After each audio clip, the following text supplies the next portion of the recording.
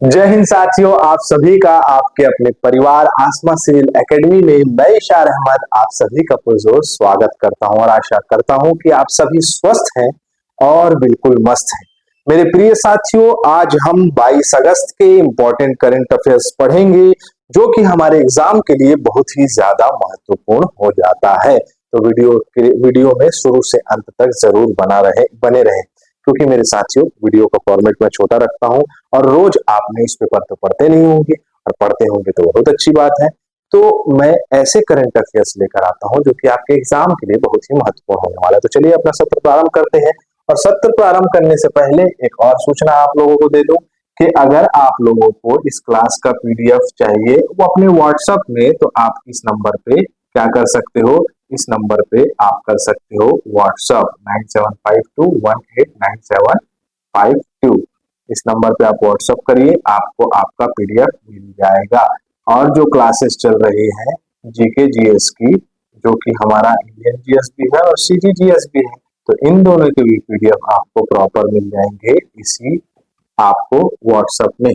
ठीक है, याद रखोगे 9752189752 आसमा सिविल एकेडमी के नाम से सेव कर लो, क्योंकि कोई सा भी अपडेट अगर आएगा तो आप लोग के व्हाट्सएप स्टेटस में शो हो जाएगा। मतलब आप व्हाट्सएप स्टेटस पे सारी चीजें देख सकते हो। ठीक है मेरे प्रिय साथियों, तो चलिए अपना सत्र स्टार्ट करते हैं। अगर चैनल में नए हैं तो चैनल को सब्सक्राइब कर लें, और पहले से अगर इस चैनल में है तो वीडियो को शेयर करना ना भूलें। आइए आज की सकारात्मकता देखें कि नामुमकिन कुछ भी नहीं है। हम वह सब कर सकते हैं जो हम सोच सकते हैं, और वह सब सोच सकते हैं जो हमने कभी नहीं सोचा कि सब कुछ संभव है।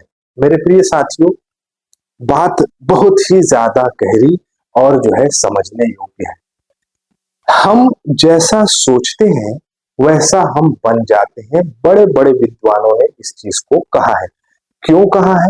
क्योंकि मेरे प्रिय साथियों, जैसा हम प्रिडिक्ट करते हैं, जैसा हम विजुअलाइज करते हैं अपने दिमाग में, वैसी एनर्जीज जो है वो हमारे काम को करवाने में या हमारे काम में हमारा सहयोग देने पर में जो है वो तत्पर हो जाती है। वो हमारा खुद साथ देती है, वो पॉजिटिव एनर्जी। तो पॉजिटिविटी के साथ हमेशा जो है सकारात्मकता के साथ अपने जो भी आपका उद्देश्य है उसके प्रति आप अग्रसर रहें, उसके प्रति समर्पित रहें। आपका सपना जरूर पूरा होगा। आशा करता हूं मेरी बातें आप लोग को समझ में आ रही होगी। चलिए अपना सत्र प्रारंभ करते हैं। लास्ट टाइम जो मैंने प्रश्न पूछा था, भारत में 3 नए स्थलों को जोड़ने के बाद कौन सा ऐसा राज्य है जिसमें सबसे ज्यादा रामसर स्थल है? तो तमिलनाडु इसका आंसर होगा। श्री ने सही आंसर दिया है, सूर्या ने भी सही आंसर दिया है, उसके बाद है शशि ने भी सही आंसर दिए हैं, और सूर्या ने भी सही आंसर दिया। और कुछ पूछा था क्या मैंने? मिशन में भारत के अंगद, प्रताप, शुभांशु शुक्ला, बालकृष्ण नायर, अजीत किशन, 4 लोग गए हैं टोटल, है ना? तो उन्हीं के बारे में बताए हैं। वेरी गुड बेटा। चलो, राष्ट्रीय देवदूत दिवस कब मनाया जाता है? तो आज के दिन मनाया जाता है। आज कौन सा दिन है? तो 22 अगस्त राष्ट्रीय देवदूत दिवस। क्या होता है राष्ट्रीय देवदूत? देवदूत क्या होता है बेटा? कि कभी भी जीवन में आप किसी न किसी का हेल्प किए होगे, आप किसी न किसी की मदद की होगी, वही जरूरतमंदों की मदद करने वाला व्यक्ति जो होता है वो देवदूत के रूप में जाना जाता है। तो आप अगर किसी की मदद किए होंगे जीवन में, तो आप अपने आप को वर्तमान में क्या मान सकते हैं कि मैं एक देवदूत हूँ। ठीक है, और जो अगर मानने में क्या जाता है तो एक बार सोचना भी जरूरी है। सोच लो। ठीक है, चलो आगे बढ़े। आज का प्रश्न है, पूर्व भारतीय सेना प्रमुख जनरल सुंदरलाल पद्मनाभन, जिन्हें सेना के हलाकों में प्यार से खालिस्तान के नाम से जाना जाता था, को चेन्नई स्थित आवास में वृद्धावस्था में इनकी मृत्यु हो गई। इनको कहा जाता था, क्या नाम है इनका? सुंदराजन पद्मनाभन। इनको पैडी पैडी बोलते थे। ठीक है, पोखरण मिशन हो गया, और भारत सरकार के बहुत सारे मिशन में इन्होंने जो है सहयोग दिया था, साथ दिया था। ऑपरेशन पराक्रम क्या था? ऑपरेशन पराक्रम 13 दिसंबर 2001 को भारतीय संसद पर हुए आतंकवादी हमले में भारत द्वारा किया गया महत्वपूर्ण सैन्य अभियान था, जिसमें जो है ये हमारे जनरल सुंदराजन पद्मनाभन जी जो है उसमें इन्होंने सहयोग दिया था। ठीक है, आगे बढ़े। 83 वर्ष की इनकी आयु थी और इनका निधन हो गया। चलो अगला प्रश्न है, वरिष्ठ आईएएस अधिकारी एन मुरुंगदम्मन को किसकी जगह तमिलनाडु का नया मुख्य सचिव नियुक्त किया गया है? तो क्या नाम है इनका? इनका नाम है शिवदास मीना। ठीक है, शिवदास मीना जी को नया तमिलनाडु को क्या बनाया गया है, मुख्य सचिव बनाया गया है। ठीक है, मुख्य सचिव अगर की जिम्मेदारी की बात करें तो तमिलनाडु के मुख्य सचिव राज्य प्रशासनों में अपना महत्वपूर्ण योगदान देते हैं। जो भी कार्यकारी समिति बैठती है, सदन, सभी परिस्थितियों में ये अपना सुझाव विचार विमर्श प्रस्तुत करते हैं। ठीक है, वैसे ही सभी राज्य के मुख्य सचिव यही काम करते हैं। 50वें मुख्य सचिव बने हैं, कौन से क्रम के, पूछ दिया प्रश्न तो मुर्ग जो आपके शिवदास मीना जी जो है वो 50वें नंबर के बने हैं। 7 मई 2021 से 30 जून 2023 तक कार्यरत रहे हैं। कौन, तो शिवदास मीना जी। ठीक है, जो पुराने मुख्य सचिव रहे हैं। क्लियर, आगे बढ़े। अगला प्रश्न है, खालिस्तान के महानिदेशक राकेश पाल का चेन्नई के में दिल दौरा पड़ने पर निधन हो गया। दो निधन की सुविधा, मतलब जो आपका सुविधा होगा भाई, न्यूज आ गया है। तो भारतीय तट रक्षक बल के जो है आपके ये प्रमुख रहे हैं, क्या नाम है, राकेश पाल, इनका जो है निधन हो गया कल। ठीक है, अचानक जो है इनको घबराहट हुई, घबराहट से फिर इन्हें शिफ्ट किया गया दिल्ली में और जो है इनकी मृत्यु हो गई, हार्ट अटैक आ गया। आगे बढ़ते हैं। दक्षिण कोरिया और अमेरिका ने अपना वार्षिक गर्मियों का सैन्य अभ्यास शुरू किया है, जिसे खालिस्तान के नाम से जाना जाता है। तो खालिस्तान के नाम से जाना जाता है, तो इसका नाम है इन आपका उल्ची फ्रीडम शील्ड। क्या नाम है, यूएफएस, उल्ची फ्रीडम शील्ड। यहाँ पर दक्षिण कोरिया और साथ ही साथ क्या नाम है आपका अमेरिका जो है, ये एक दूसरे के सैन्य अभ्यासों के साथ सशक्त होंगे, क्योंकि दक्षिण कोरिया को हमेशा उत्तर कोरिया और बाकी उसके इर्द गिर्द देशों से जो है खतरा रहता है परमाणु हमले से।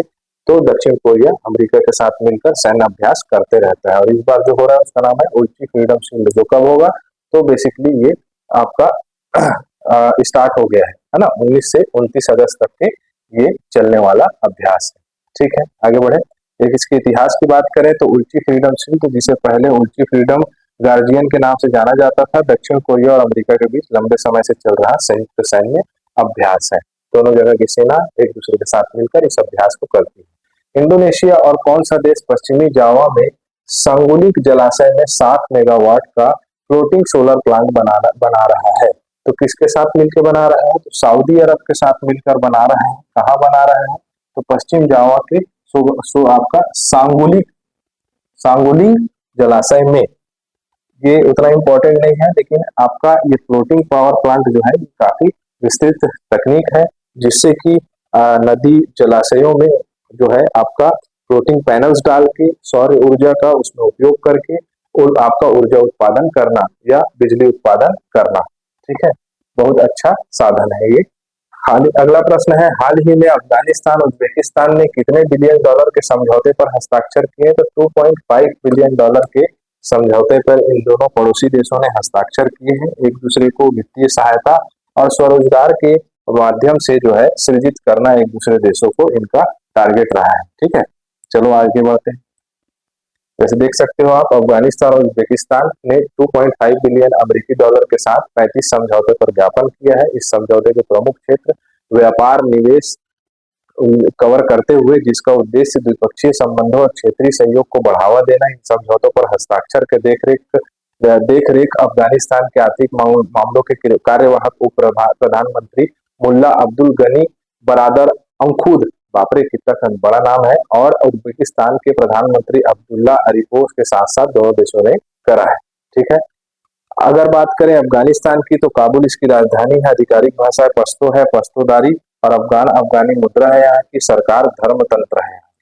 ठीक है, चलो। खालिस्तान कार्गो अंतरिक्ष यान प्रोग्रेस MS-28 सफलतापूर्वक इंटरनेशनल स्पेस स्टेशन से जुड़ गया है। तो हमारा जो रूसी ये आपका अंतरिक्ष यान MS-28 ये इंटरनेशनल स्पेस स्टेशन से जुड़ गया है। ये क्या करेगा, तो बेसिकली ये जो आपका सैटेलाइट है ये रसद के लिए, रसद मतलब राशन पहुंचाएगा अंतरिक्ष में, सभी जितने भी उपग्रह जाएंगे उसमें, जिसमें टन टन के मात्रा में, मतलब कि आपका लगभग 9-10 टन जो है इसमें रसद है। पानी है 450 से 500 लीटर, जो कि ये इंटरनेशनल स्पेस स्टेशन को जितने भी सैटेलाइट होंगे उनको पहुंचाएगा। जैसे देख सकते हो आप, 420 लीटर पानी योग्य है इसमें, 50 किलोग्राम संपीड़ित नाइट्रोजन है, नाइट्रोजन मतलब फ्यूल भी वहां देगा प्रॉपर, तो इसीलिए इसको बनाया गया है MS-28 को, ठीक है। और ये सफलतापूर्वक। अगला प्रश्न है, किस खिलाड़ी ने पहली बार फार्मूला 600 नेशनल चैंपियनशिप जीता है? तो क्या नाम है? अभय मोहन। अभय मोहन जो है, अभय मोहन जी जो है वो फार्मूला 600 जीत लिया है इन्होंने, जिसको आप याद रख सकते हो, ठीक है। भारत में होने वाला एक रेसिंग कंपटीशन है। और आपका जो नेशनल क्रिकेट एकेडमी, क्षमा चाहूंगा कि जो हमारा नेशनल, अरे यार क्या हो जाता है, नेशनल क्रिकेट एकेडमी है NCA, इसका प्रमुख बनाया गया है VVS लक्ष्मण जी को, ठीक है। VVS लक्ष्मण जी को जो है वो NCA मतलब नेशनल क्रिकेट एसोसिएशन का अध्यक्ष बनाया गया है, प्रमुख बनाया गया है, ठीक है, वर्तमान में। तो खेल से संबंधित जानकारी थी तो वो भी अपडेट करा दिया आप लोगों को मैं, ठीक। और भारतीय रिजर्व बैंक द्वारा तमिलनाडु मार्केटाइल बैंक के प्रबंधक निदेशक के रूप में किसे नियुक्त किए गए हैं? आप लोगों के लिए प्रश्न है, आंसर देना है। तो यहाँ हमारा सत्र कंप्लीट होता है, इसी के साथ मैं इजाजत चाहूंगा। जय हिंद, जय भारत।